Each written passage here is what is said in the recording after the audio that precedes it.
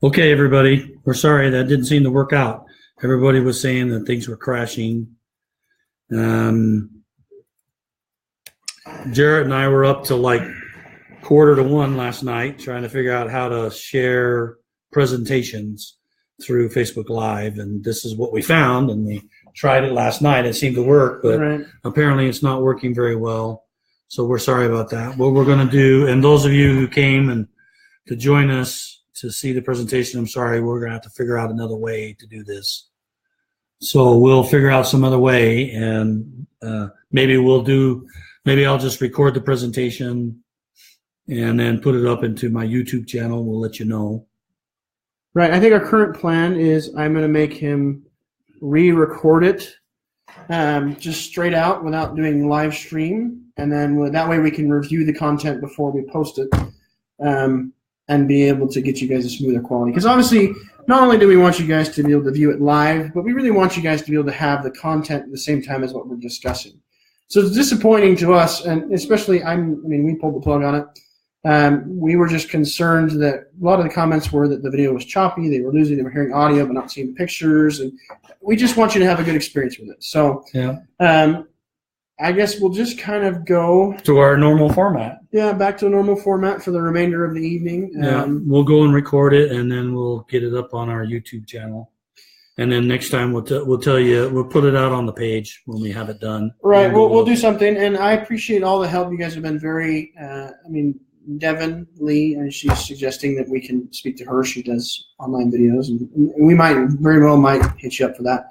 Or at least, very least, we'll make sure that the slide deck is available. But we really would love for you guys to have an opportunity to hear the presentation. What does that stand for? Direct message. Oh, direct message. She's just saying send her a message. And she could tell us how to do it. Yeah, that'd be great. So we can definitely work with you. So without further ado, we might as well get started on the normal stuff then. We'll just kind of scoot you guys back there. And last time they liked it a little closer, but that's okay. You do what you want, man. You do what you want. Just trying to make them happy. You do what you want, man. Whatever you guys would like. At the end of the day, we're here for you.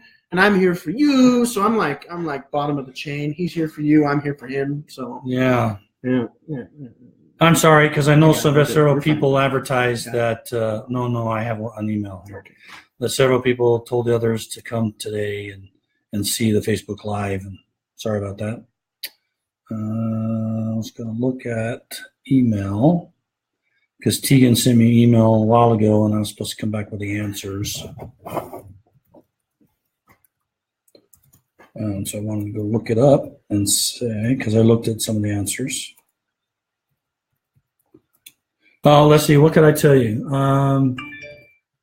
Let's see, someone asks questions. What can I tell you about things? Oh, hey, there's one thing I want to tell you for sure. And I think it's pretty cool. And I waited to not tell you because I wanted to tell you when it's part of the presentation. But something really cool. Family Tree has now, when we look at the total number of persons in the tree, it's like 1.18 billion now. And we now have, the cool thing is we now have 1.2 billion attached sources in Family Tree. This is amazing, 1.2 billion sources attached. And if you, and then the next thing most people say is, well, how many people in the tree have that attached? And it's over 50% of Family Tree. There's over 50% of all the persons in Family Tree, the 1.18 billion, have a source. Wow, a source attached. It's impressive. So that's like phenomenal. So I think congratulations to you all for your work in there. I also want to say thanks a lot because this last week we were like about 800 and some odd people shy of 1 million people, new people added to the tree last week. Wow. Almost 1 million people in 1 week was added to Family Tree. That's just amazing.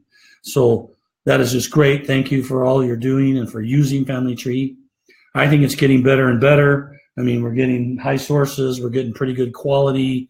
There's not a whole lot of people bumping into each other and being upset. So I think things are going really great. Thank you very much for all you do. Oh yeah. Do you want to know a little about my heritage? Yeah, let me talk about that because that's been a a hot topic lately. Hot topic. I don't think we talked about it last time. I think we mentioned something about MyHeritage, but it's definitely something that, I mean, it's an ongoing thing as far as I understand. Yeah, there was a message out there about lots of stuff being destroyed by MyHeritage. But I want you to understand how MyHeritage is working. We've turned off the sync button right now with MyHeritage till we work through some issues and concerns. So we've been testing, they've been testing. But let me tell you what happened that generated the responses that I was seeing in Get Satisfaction and people emailing me and stuff like that. So let me tell you how this works. Let me just drop a little bit here. Okay. Here's Family Tree. Here's MyHeritage. So MyHeritage is a partner. They've been a partner for a long time. Right. We swapped some records and stuff. And all of these partners were asked to give free accounts to LDS members on their sites. And MyHeritage hasn't really done much. And I remember we asked, to find out why. And then one of the reasons they didn't like our requirements to say that you have to pull up two people side by side and look at them, and then one at a time say, move that over, move that over, move that over. Next, go to the next person. Right. They just felt like that was an ugly and not very good experience. And so they wanted to provide a better experience. So this is how it works. Let me just say that. Number one, take what's in Family Tree over to MyHeritage. Number two, changes. Number three. I have to tell you, he's an artist. Yeah. An absolute artist. Yeah, right. You're an artist on the grease board. Yeah. That's, a little throwback there for you. Instead of a whiteboard, Yeah. Mm-hmm.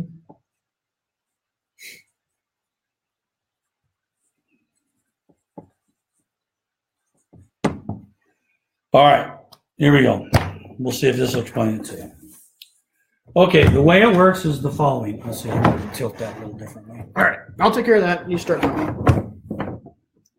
Start talking. Come on now. All right, so, tip a little bit higher. Yeah, so fold that thing back over. There you go. That's good. Okay, this is how it works. So when you go to if you're going to do this, you go to MyHeritage, and you cannot use an existing MyHeritage tree in this whole synchronization process. You have to create a brand new tree in MyHeritage that will synchronize with Family Tree. Okay. When you select to create this new tree, this new FamilySearch tree, what happens is MyHeritage will ask you to log in to Family Tree, and then it will go over here, and it will take all the data from Family Tree and copy it over to MyHeritage, and you have to wait for this to happen. And it's so much data. I mean, they're taking 8 generations or something like that. All the memories, the sources, all that kind of stuff. They're bringing it over to MyHeritage. Usually you have to wait a little bit. I got it when I tried it. A message came back the next day, and I got an email that says, hey, your tree's ready now. Okay. So now at step one, all of the data is copied from Family Tree into a brand new tree in MyHeritage. That means everything over here is exactly the same as over in Family Tree at step one. Okay? They're identical. All right, now the next thing you do is you come over here to MyHeritage and you make changes to your local copy of the tree. Okay? You add more information, you attach MyHeritage sources, stuff like that. Okay? Then eventually, when you're ready, you click the sync button on MyHeritage side, okay, and that causes MyHeritage to compare everything with Family Tree side. So it looks at each person one at a time, and it says, hey, did it change on Family Tree? Did it change on MyHeritage? Did it change on both? Or did it only change on one side or the other? Okay, and how it decides what to do is, if MyHeritage changed, but Family Tree did not change, then that piece of data will come over and overwrite what's in Family Tree. So if you change the birth date, nobody touched the birth date in Family Tree, then it'll write the new birth date over it. If Family Tree changed something and it wasn't changed and you didn't change it on MyHeritage, then it'll copy that Family Tree value and put it in your MyHeritage tree. So it'll update the MyHeritage tree with the right data. So if somebody over here edited the death date, then you'll get the new death date when you sync.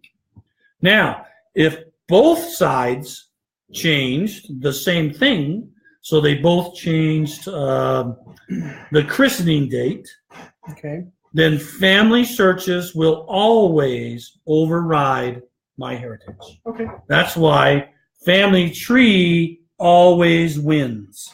Okay? Always wins. Family Tree always wins. If the change is on both sides, then MyHeritage is always overwritten with any changes from Family Tree. Now, this is a sound technique that's used often in computer science, where we make a master database and a slave database, and the master always overwrites the slave. And this is essentially what this is doing. It's saying Family Tree is the master, MyHeritage is a copy. If it changes on MyHeritage, not on Family Tree, it changes Family Tree. If it changes on Family Tree, it fixes MyHeritage. If they both change, Family Tree always wins. It's a sound principle. Now, let me tell you what happened. One user happened to... There's always one person who messes it up. And this is just... this was an error on MyHeritage's part. And what happened is they had an old copy of Family Tree Builder. What Family Tree Builder is a local install on your machine program that synchronizes your machine with your trees in MyHeritage. Okay. This is like Family Tree Maker for Ancestry. Okay. Okay. A person had an old version of Family Tree Builder, and they ran it and synchronized their tree. That person had done this Family Tree thing. When it's synchronized, the Family Tree Builder didn't know what Family Tree trees were, but it's still synchronized.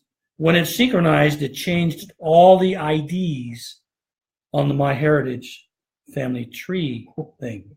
When it changed all the IDs, then that made MyHeritage think that the user changed everything on the MyHeritage side. That's a problem. So when it synced, it thought it had newer information than everything in Family Tree.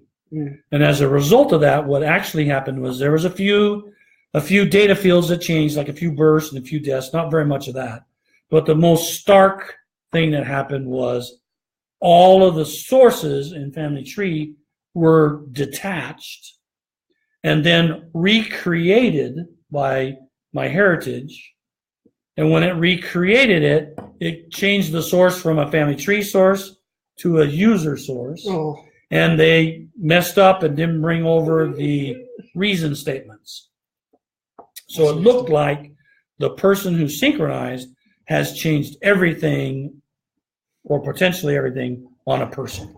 Right, and we agree. I think that is good, and it's definitely scary. So I'm glad to hear that they stopped that. Yeah, they stopped. We're going to test it. We're working on it. They immediately, when we told them this, they are really responsive. We told them, hey, we got some craziness going on here. They immediately checked it out, discovered this Family Tree Builder thing. Immediately, within like 30 minutes, they had adjusted their software to not allow Family Tree Builder to synchronize with any family search trees anywhere. And remember, this was only one person's tree, but of course it's shared with several people on Family Search. So when it's synchronized over, it messed up a bunch of people.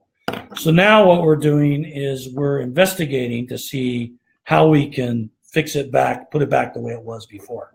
So we're working with MyHeritage. Let me get a drink here. I got to make him drink. Otherwise, next thing you know, in 2 minutes, he'll be coughing up his lungs. Yeah, I've got my coughing is coming back. Yeah. Unfortunately. So we're working with MyHeritage to figure out a plan on how we can restore this data back to what it was before. I'm sure there's a way. Oh, well, we have it. We know it. They know what changed. We have the change log to restore anything. So we're working through that. We don't know when we'll have that fixed, but we're working with them right now to decide what to do. Okay. You have two choices. You can go fix it yourself. If you do, that's fine. We just won't touch that person. Right. We'll look and say, has anybody changed anything on this person? If so, we will stop. We won't do it for that person. If you haven't touched anything, just leave it alone, and then we'll fix it. We'll work with them to get it fixed. But if you touch it, we don't want to. We're afraid we're going to ruin something you just put in. So we probably won't fix those ones that you touch. So just so everyone's aware, I know that a lot of people have rejoined us. We apologize about the technical issues we had with getting Ron's presentation. I think the current prevailing idea is that I'll make him record it separately, and then we'll upload it as a completed video rather than trying to live stream it. It appears that the software we were using, though we spent all night testing it, it wasn't up to par. It was subpar. Yeah. So we'll have to find another way to do it, but we have every expectation of providing you that as we had agreed. And maybe I'll see if I can convince him to do it this week so we can get it up before. Yeah, sorry about that.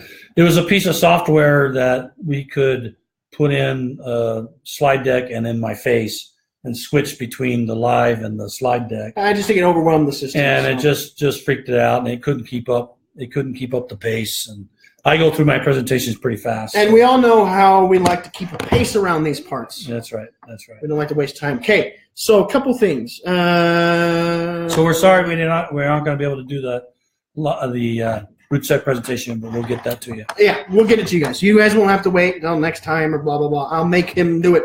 I'm going to make you do it. All right. Okay, so just a couple things to catch up. I think, Nevin, that answered your question. I believe that it does bring over reason statements. Just quick fire, yes, no. When MyHeritage thinks it brings over reasoning statements. It's supposed to. Okay. And we know that for a lot of people, you probably haven't had a lot of problems with MyHeritage. Like he was saying, they're a great company. They know what they're doing. They're very responsible. Yeah, they're very careful. They're very responsive. We just call them and talk to them. Boom, they take care of it right away. So. But 99.9% accuracy isn't good enough for family history. We want to be 100% accurate all of the time. Especially when it's going across. I'm actually considered. I've been working with the partner team, talking with MyHeritage, and I made a suggestion. And I think it might be beneficial if when they push the sync button, they bring up a page that says, this synchronization is going to change. This. 500 people are going to have these changes on it, so that you can kind of go, do I want to? Do I really want to do that because it's going to change that many people with one click? And then I've also got questions out to them now that says, what are you going to do to make sure that people sync regularly? Because imagine what happens if they don't sync and they wait, a year or 6 months later, and then they finally sync. That's kind of scary. So this has been a good experience, but we'll work through it and get it taken care of. Right now it's turned off, so the syncing won't work. And maybe when it gets turned back on, they'll force you to bring everything from Family Tree. So MyHeritage, you're saying, doesn't have reason statements? Yeah, they don't right now, but part of the arrangements is they have to do the same things that we do. They need to have reason statements. They need to be able to have sources like us, things like that, for at least those family search trees. Right. So I guess it's not that it's not a feature you're aware of. It's just a feature that's maybe yet to come. Yeah, it needs to be in there because that was some of the elements we felt like needed to be there. And to answer your question, Ron's feeling a little bit hoarse. He's got a little bit of a cold, I guess, or something. Yeah, I had a bronchitis last week. Yeah. And it just kind of took you down a notch. Yeah, it kind of. I've been feeling a little better, and then I got worse, and then I felt better, and yesterday and today I've been coughing and hacking and keeps flip-flopping like a pancake. I feel like I'm going to be worse. So we're going to nurse him back to health. He'll be fine. We hope. Well, he'll be fine. All right. We plan to bring photos from Ancestry into FamilySearch. We aren't in control of whether Ancestry gives us photos. That's them. They're the ones that have to initiate the bringing over photos. We can't. Since we don't have your Ancestry account and we can't read Ancestry trees, the Ancestry has to do it. So if you want Ancestry photos to get over to Family Tree, you need to contact Ancestry and say, I want my photos to be able to transfer over to Family Tree. Yep. I think that'd be a great thing to do. Melissa asks, is there a restore option in the old version of Family Tree? I don't know what they mean by old version. Yeah, as far as I know, every 2 weeks there's an old version. because you're constantly updating. No, we update 1,000 times a day. Okay. Well, I just got So there's slammed. 1,000 old versions. There's 999 old versions a day. But as far as I understand, the restore button is something that with Family Tree has pretty much always existed. Yeah, the change log and the restore button with it has always existed since I'll say this. When we first did Family Tree, right. That was 3.5 years ago, almost 4 years now. We didn't track everything that changed on a person. When we first started, we just tracked vitals and a few things like that. The important. And then we added, sources, and then we added Life Sketch, and then we added whatever. But there was a period of time there when you couldn't restore some of those places. And then when we did our cutover to the new back-end engine, where we completely severed ourselves from the old system called New FamilySearch, right. The old system, we went in and made sure that we had a entry in the change log for every piece of data that was on the person, so that if it got changed from that point forward, it could be restored. Right. So if you mean the old system, meaning New FamilySearch, like before Family Tree, no, there's not a way to restore things that might have been left behind in New FamilySearch. Because New FamilySearch did combines, not merges, and then you had selectable summary to pick what your vitals were. Mm. And what we did, since they didn't have a concept of a change log in New FamilySearch, they didn't understand restore or anything, none of the old data was really kept around. And so when we moved it into Family Tree and created the change log, we just took the current data of New FamilySearch and moved it over. So if you're talking about prior to Family Tree, then that data, if it wasn't on the person when it came over, there's no way to get it. Got to be a line in the sand, I guess you'd say. So a start point. I mean, we have a copy that we keep, but we're not planning on ever digging it out. It's only there in case some strange thing happens. Catastrophic. Yeah. Which would never happen. So let's keep going. We can grab a couple of questions off of the list here, unless you guys have anything pressing on your mind. Was there anything on that one? Did you want to check your email real quick? Yeah, there was one email that Tegan sent me a week or two ago. Well, so while he checks his email, it says, "Can Ancestry create memories?" We just answered that one. Yep. It says, "Find a grave allows transfer in Ancestry. Why not FamilySearch?" That's another Ancestry problem. How to add Spanish dictational marks in English. So, like accents? Yeah. I don't know how to do that on some keyboards. You can do that on your mobile device by holding the key. It's more specific to the individual machine. I think you have to install an application. That's what happens in Chinese and Korean and stuff. So there should be, I would go online, look for being able to put Spanish accents or someone can help me, because there's accents in other languages too, like it's complicated. Finnish and stuff like that. So I don't know right off the top of my head because I don't enter them in. But I'm sure there's an app that you can install on your Microsoft or Mac products. Well, I know that will allow you to flip a key and say put in an accent. So I was going to say I have a Mac, and in my experience, that does have system languages where you can add another keyboard languages. Yeah. All you have to do is get it to where your keyboard will type it in. Right. Family Tree will take it. It won't go freaking out or anything. Right. So as long as you can get your individual computer to type those characters, you should be fine. Okay, so here's the next one. Some ordinances have been stuck in the system. A patron has been doing work for a friend, accidentally shared a sealing to spouse with a temple which shows as printed in 2009. Surely it is stuck in the system. She cannot get it released since she is not related. What will happen to this ordinance or others like it if no related person asks for it to be released as stuck in the system? Okay, so we just got approval this last week. We went in and made a presentation, and we're going to revamp and rebuild the reservation system and the temple inventory system. And that's because it's still running some of the older code from the prior systems. And it can't scale, it can't handle the load we're giving it. The tree now can handle the load, man. You come on, we're just like humming. We got extra room for more. But the reservation system and the temple system just can't keep up. So the team, we just started the kickoff yesterday. And so the team over the next several months, the rest of this year actually, will be rewriting all the reservation system and all of the temple systems. We have 2 or 3 teams that are working on that. We may have to add in a 4th team to get it going fast enough. And what we're going to do is we're going to change the way inventory is given out to temples.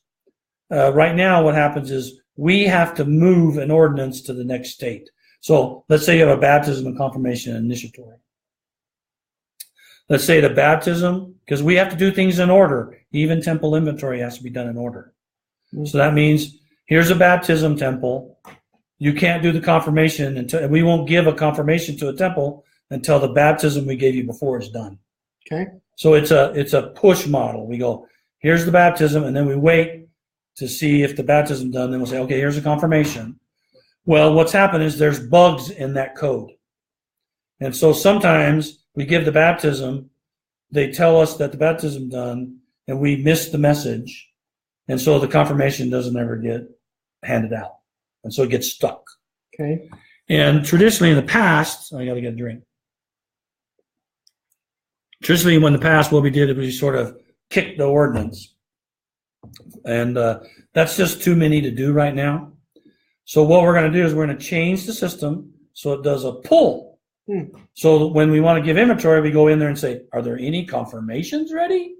Give me confirmations. Well, when there's a pull, there's no, this system has to detect whether or not to move something forward. It just sits there and says, here's all the ordinances I got ready. What do you want? They say, give me baptism. Okay, there you go. Give me confirmations. Okay, there you go. So it's not this system figuring out, it's the temple inventory saying, I need confirmations. And so that will remove the whole problem. It won't get stuck because it's not trying to tell the temple inventory what it has. The temple inventory requests it, and we just give it whatever's available. So that's expected to be finished as part of this rework over this year. And so as part of this rework, when we get that system all working and turn it on, what'll happen is all those ones that are stuck, boom, we'll start going. Now, if it's been printed, what happens there is some temples, when they have the printed list, they feel uncomfortable holding on to those ordinances for very long. Okay. So at the end of a week, for instance, if they haven't finished their list, they can go into the system and say, return all these to general temples because we're not going to get to it. Now, that's where it gets stuck when it's in the printed state. And we're also redoing that so that we just automatically, when they say, take the rest of my list and return it to inventory, we'll automatically do that in the system. Whereas today, it was sent to people to review, and then they clicked the things they wanted to return. We'll just do it automatically. So that will fix that problem. Okay? So those things will be fixed. Last one, on multiple occasions, I have used the Find Duplicates link on Ancestry and have found nothing. Then I will go to that ancestor in my Ancestry tree and use the button to start to link the 2 records, Ancestry and FamilySearch, together.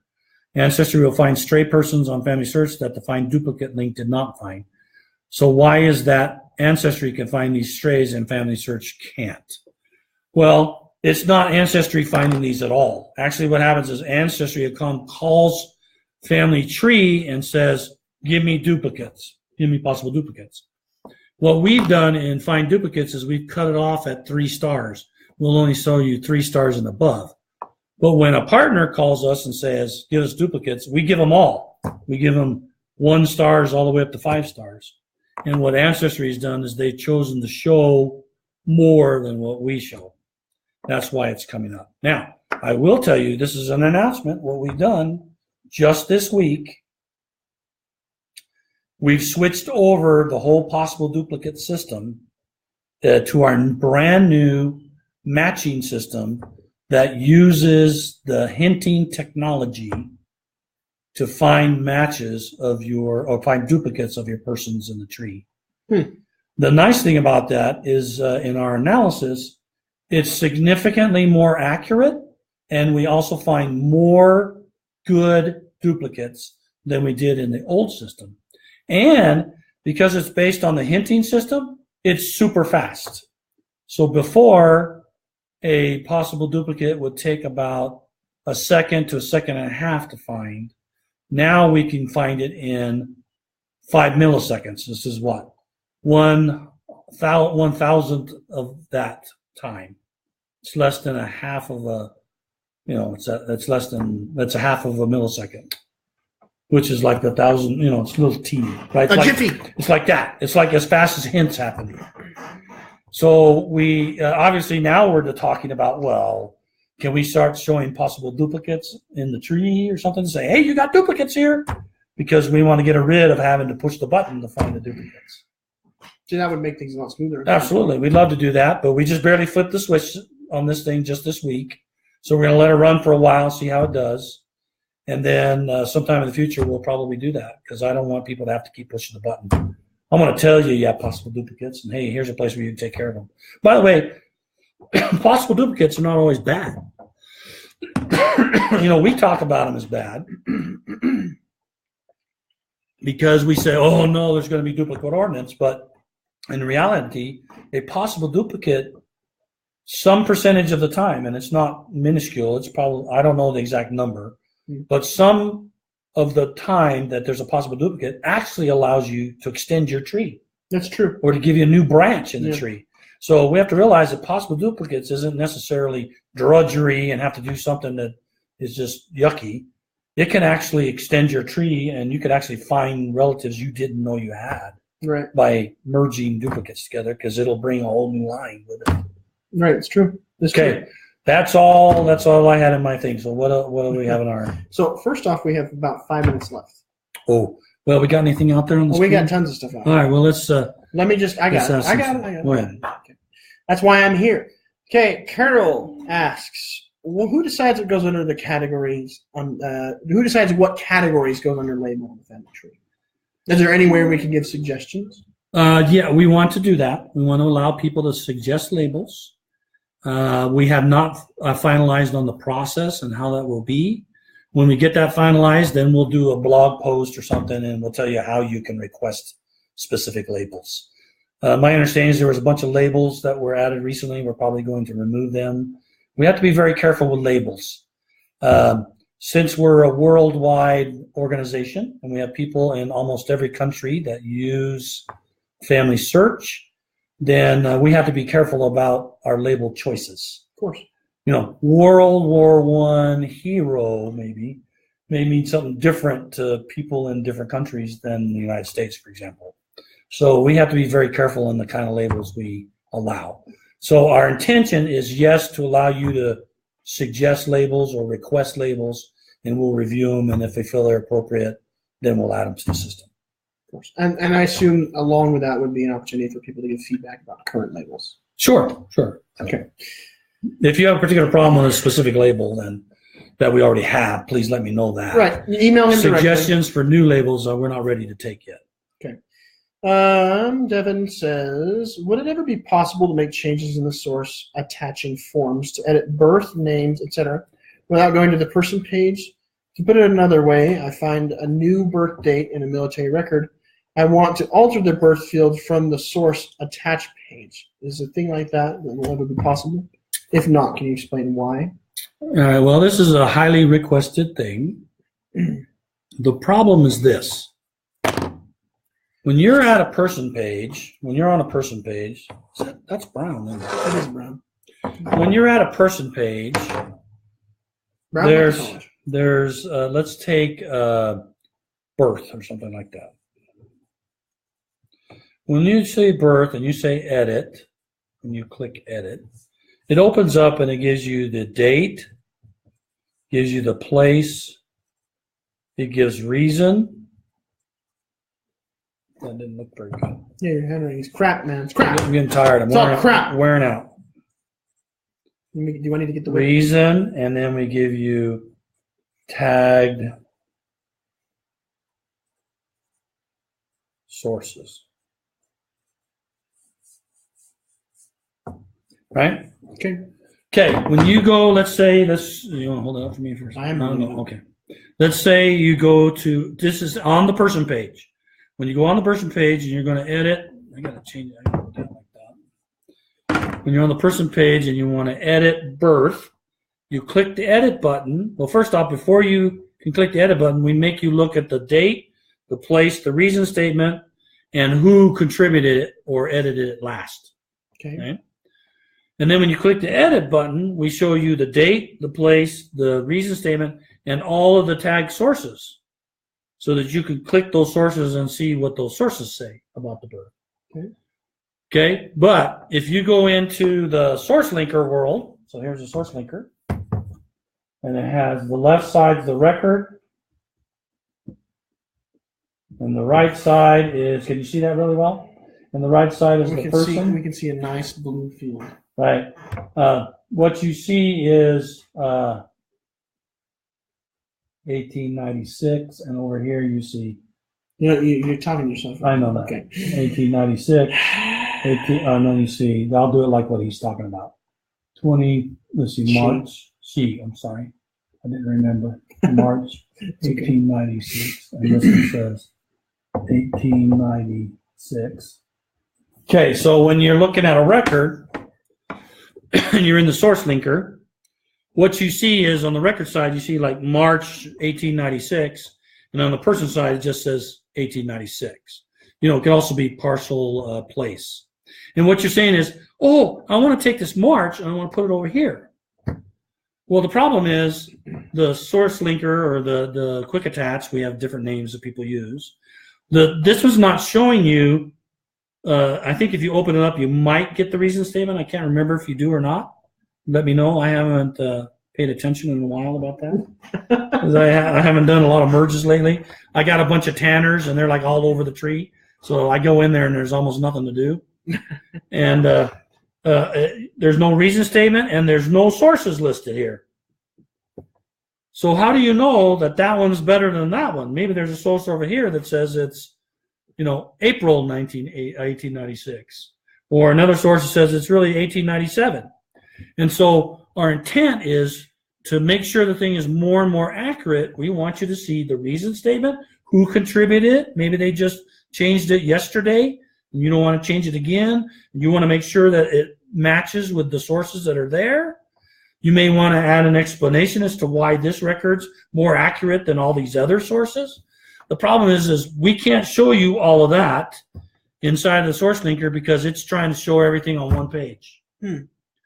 So too condensed. It's really condensed. Its intention is to help you quickly attach sources and move data. And we were okay with moving data over that didn't already exist on the person because you're not having to justify why you edited the change. So it's been well requested. We're interested in doing it. We haven't settled on a design that allows us to do that, to show this information so that you will be more cautious in just changing it. Remember, people, if you don't show all the information, then people will just change it without paying attention. And we're trying to slow people down, understand why it's set the way it is now so that you don't override it without thinking. So that's the reason why it's not there yet. Yes, we want to do it. We haven't figured exactly how we do that on the screen. Yeah, not yet. But actually, I have a proposed UI that I've been working with UI persons. I think it has great potential to do this. We're actually going to have a meeting sometime next week where we're going to sit down and have the nice, deep conversation about it. Okay. All right. Well, I think we're done. Yeah, I was gonna say I'm running out of throat. We got to keep that throat rested so I can get him to record his presentation so we can get it uploaded. But we want to thank you all for your patience with us. And this really is a great format and opportunity for us to get to know all of you, at least electronically, and be able to share a little bit of his knowledge with you. But at the same time, we hope you understand, and we appreciate patience, that this is a learning experience for all of us. Yeah, interestingly enough, Facebook doesn't provide a way for you to just say, share my screen. Share my screen to the Facebook Live. We really think Facebook ought to be able to do that, but they can't. So we're working on it, and like I said, we will find a way to record this presentation so that it is available for you. We made you that promise, and we're going to deliver. There's one thing my dad always used to tell me. We deliver. Tanners get her done. Tanners get it done. So we have every intention of getting that taken care of for you. But we do appreciate you joining us again over here and for sticking it out, at least for a little while on the other one. Yeah, that's going to be a Facebook Live. That's great. and then Yeah, the no, slides you get the little spinny circle. That's what really. Oh, that's what it was. You get a little spinny circle. The picture jumps and skips, and the audio's cutting. Anyway, well, we appreciate your patience, but we'll get her done. Thank you. Have a good evening. Thank you for joining us. We'll let you know on the Facebook page when we have that presentation completed and recorded for you to watch. And sorry again that you couldn't see it tonight. We appreciate everybody joining to watch, and we hope you're not disappointed with what you got instead. Hopefully you still enjoyed it. Okay, as always, you can send me an email at ron@familysearch.org. Let me know your suggestions, your problems, the issues that you have. It's always great if you try to get a hold of support first. But if you're stuck and it doesn't seem to be making any moves, just feel free to give me a call. Give me a call. Give me an email. Yeah. You're never going to get me on my desk. I'm just he's never at his. I think you're quadruple booked the entire day. Yeah, every day. I was comparing something with another guy, and they said, I am so booked. And they pulled up their schedule, and they had like 4 meetings in the week. And I says, that's booked? And I pull up mine, and it's solid from about 8:30 every morning till 5 o'clock every day, every night. At least a week out. If not a month. Yeah. Months out are solid every hour of every day, Monday through Friday. My kids call me because I used to, when I was first working for the church, I used to go up to Salt Lake because they didn't really have a place down here in Orem for me. And so I told my bosses, I just can't get up early enough to be up at Salt Lake every day. So he allowed me to work from home on Friday. And so the kids got used to asking me, well, you're home on Friday, right? Well, as soon as I started going full-time over here in Orem and then full-time up at the new the new Family Search building in Lehigh, I work every day. So even just the other day, my daughter called me and said, so are you home on Friday? I'm like, I am never home on Friday anymore. I got meetings every day, all day. So barely has time to, stretch his legs. And I'll tell you, I got home today. We were up late till almost 1 doing this thing. And I was pooped this morning, drove in, and then got back and just like fell down for about 30 minutes so I could get up and do this. As I say, $5 says he goes in there, lays down, and falls asleep. Oh, my gosh. Thank you very much. We really appreciate you. Have a good evening. Bye-bye. Bye. Where's the button?